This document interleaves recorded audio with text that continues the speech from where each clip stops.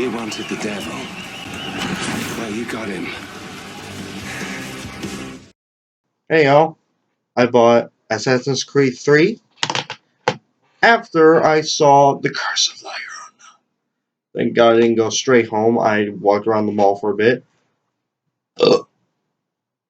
Every one of my videos, almost every one, I'm belching.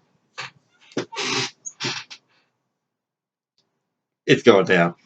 Anyway, while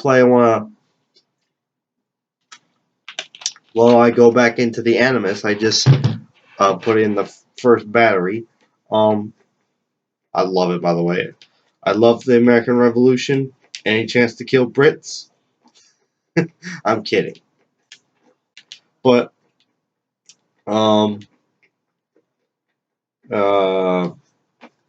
I want to talk about, and let me be clear, this is going to be major spoiler alert, as in the movie came out yesterday.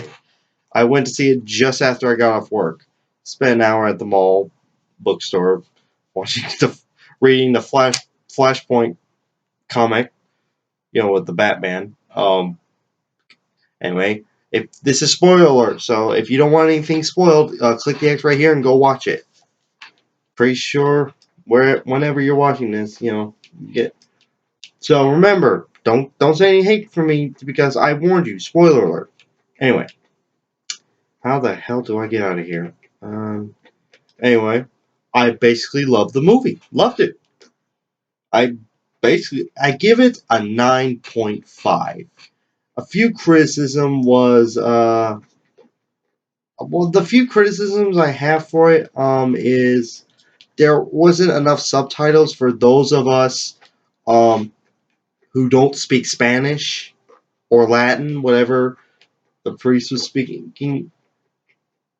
I know he does in Nomine Padre Filii Spiritus Sancto, which is Latin, which is what I do when I go to church, including tomorrow, for Easter.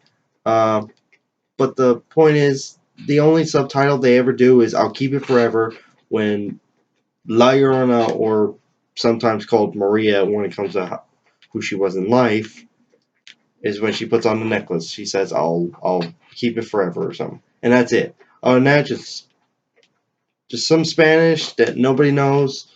For those of us who don't speak fluent Spanish, I know some Spanish. That's mostly, what I learned from high school friends in comedy like George Lopez and Gabriel Iglesias. Like Pikachu, yo también soy Pokemon. Like whenever the priest, the former priest would start doing his chantments, the only word I picked up was Senor when he was making the pool filled with holy water. Remember, spoilers. Yeah, they should put subtitles because not everyone that watches the movie is going to be Mexican. Like, I believe in ghosts, and I've seen videos of La Llorona in Mexico, in the streets of Mexico, cars going right through her. I cannot. I am lost. I don't know how to get back to the Animus. Anyway, I'll find out. Anyway, another criticism I have is one of logistics, and I'm pretty sure I'm using that word incorrectly, but who cares? Is the drowning of La Llorona's children. It's more like how she herself drowns. It's more like I did appreciate the flashback. I didn't really expect them to do like flashbacks or anything, but they did. And they have her, drowning her kids, which goes with the story. But it was in a creek. It's like in the creek in my backyard. How are you supposed to drown? The legend it's always is consistently. Because the story is always different depending on where you're geographically at in Mexico. Is that she drowns herself? But how is she supposed to drown herself in what is basically a creek, which is like maybe, I don't know, water as deep as this cup?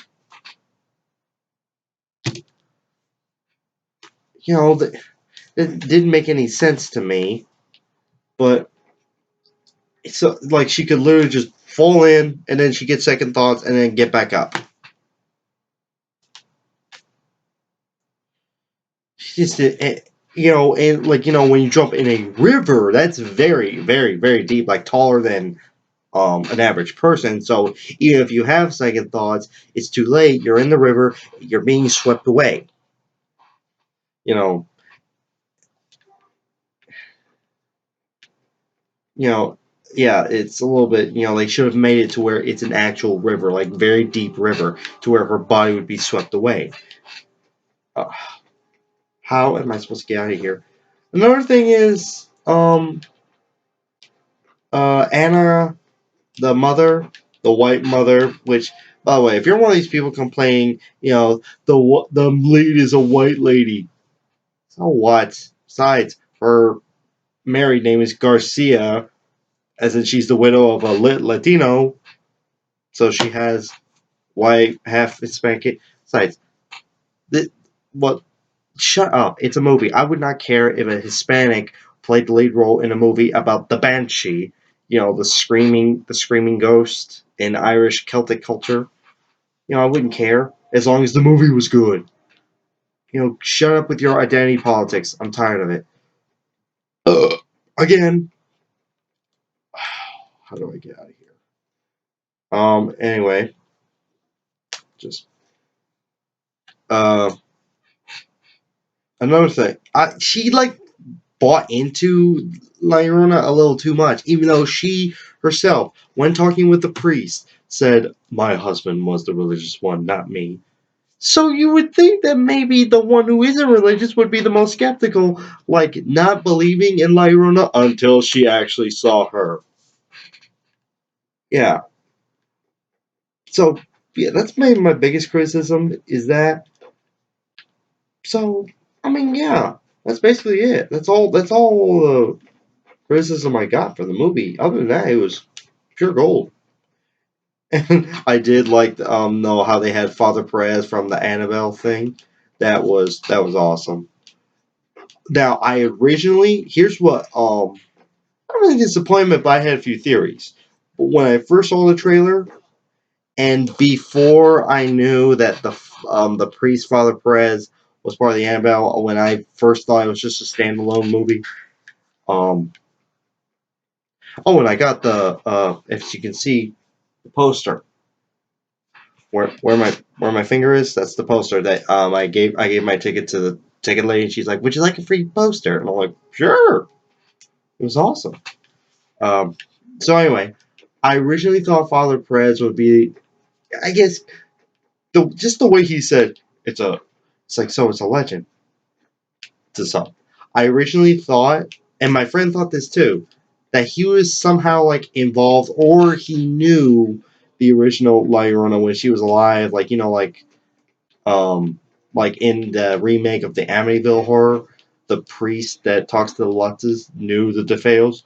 It's like I knew the DeFeos well. I presided over their funeral and stuff like that. Um, even yeah. So I thought he was like, I knew her. I knew who she was. I failed to stop her. I knew she was okay. Turns out it wasn't. It was they said to her La Llorona killed her kids like literally 300 years ago. When Mexico was still a part of Spain. Anywho, and I thought the priest portrayed by Raymond Cruz, I think I might say his name wrong. Anyway, Raymond Cruz. I thought he was going to be killed. I literally thought. I know she usually only kills kids, but I thought La Llorona was going to he's in the way.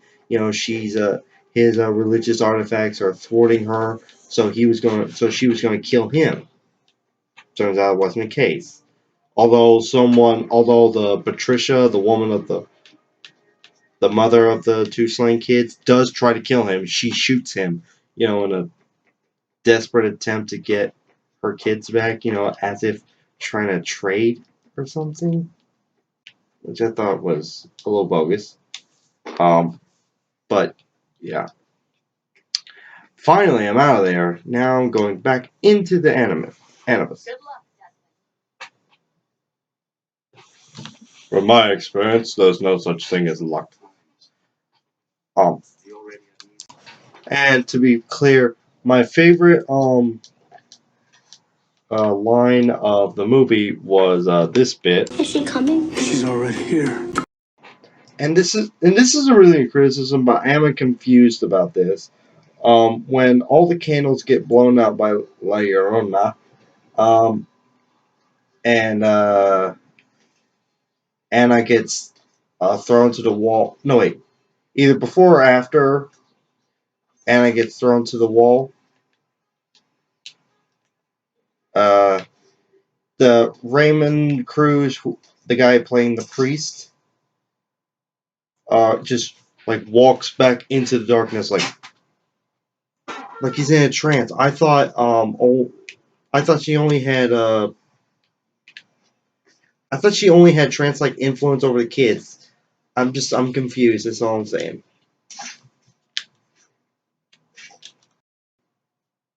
Besides that, I really liked the movie. I liked it. 9.5 out of 10. 9 out of 10, whatever. If I can't use points. The only thing I really hated about that was the teenagers down in front who wouldn't shut up. If you're one of these people who just has to make comments, who just has to talk, make noises with your mouth during a movie where they ask you before the movie starts to be quiet, turn off your cell phone and all that, please whisper.